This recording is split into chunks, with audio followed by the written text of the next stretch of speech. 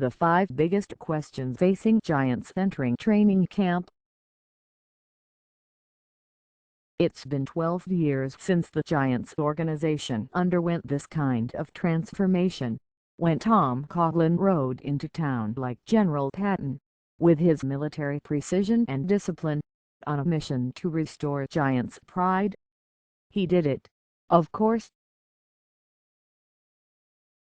And he won 2 Super Bowls. That seems like such a long time ago. Now Coughlin is gone, ushered out after 3 straight losing seasons and back-to-back records of 6-10. In his place is his former offensive coordinator Ben McAdoo, untested, relatively inexperienced, and just 39 years old. His mission is the same as Coughlin's was more than a decade ago: to restore the Giants' waning pride and, more importantly, to return them to the playoffs for the first time since 2011. A lot, including the future of embattled GM Jerry Reese, is riding on his shoulders. And as his first training camp as a head coach begins on Thursday, the answer to these 5 burning questions might determine just how successful McAdoo will be. 1. Will Victor Cruz really make his comeback this time? It's been 21 months since the popular receiver suffered a gruesome knee injury, and 11 months since a calf injury short-circuited his comeback last summer. He has worked hard to return. By all accounts, his progress has been good. There's great optimism that he can return to his old form. That would be an enormous boost to an offense that has been dreaming of a Cruz-Odell Beckham duo for nearly 2 years, and now has added promising rookie Sterling Shepard to the mix. And that trio, at full strength, could be among the best the Giants have ever had. Believe at your own risk, though. Cruz's next game will come nearly 2 years after his last one. He will be 30 in November. And there's no way that 2 major injuries haven't robbed him of at least a little of his speed, quickness, or ability to make people miss. The Giants will be cautious, but hopeful about Cruz this summer.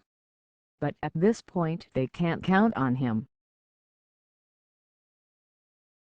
Anything they get from him would be a bonus. 2.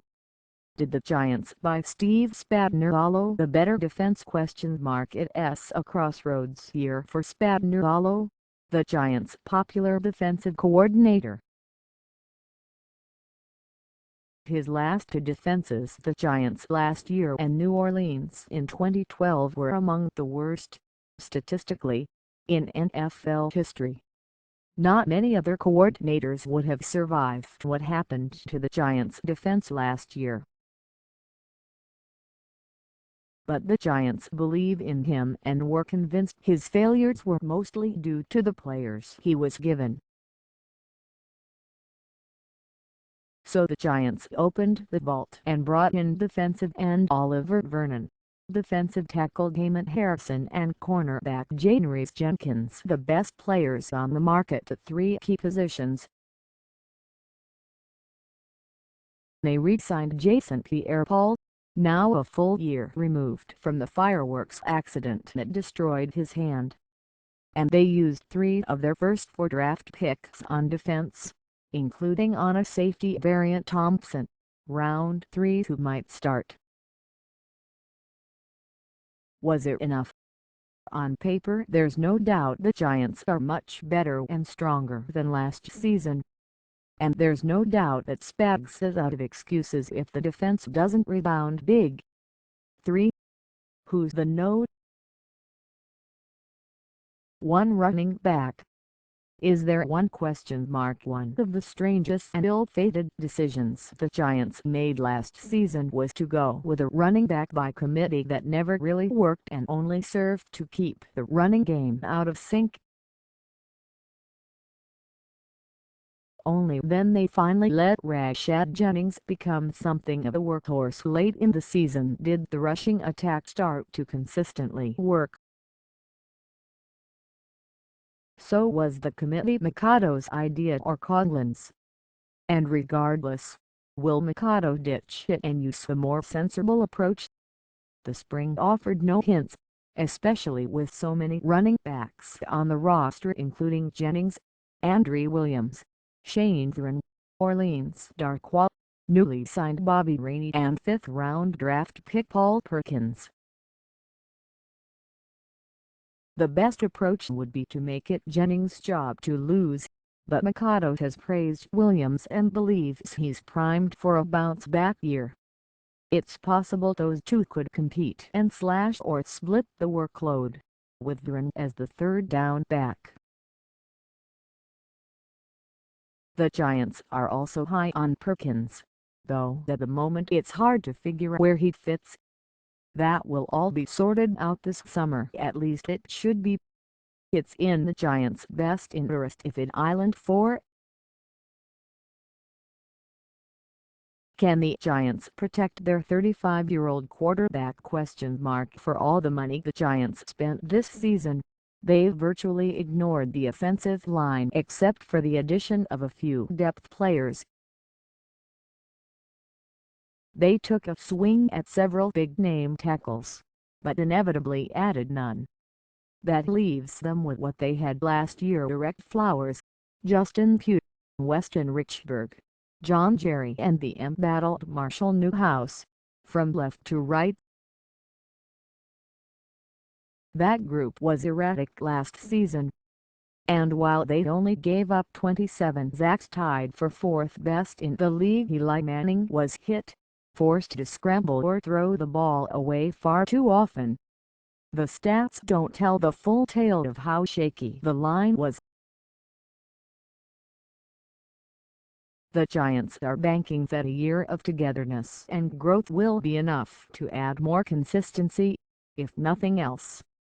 But while Flowers, Pugh and Richburg are undoubtedly part of their future, there are questions about the Jerry Newhouse right side. Still, the pieces are there for them to be adequate, if not better. They just can't be a liability, because an injury to Manning, who has still never missed a game due to injury in his career, would be the end of the Giants' hopes of contending. 5. Is a new strength and conditioning program enough to change the Giants' injury luck? For all the problems the Giants have had in recent years, the note. One reason the end of the Coughlin era went so badly is that the Giants were consistently among the most injured teams in the league. Coughlin altered his schedules, gave players more time off, embraced sports science, and did almost everything he could to keep his team healthy, but nothing worked. Now, McAdoo comes in with strength coach Aaron Wellman and a new approach.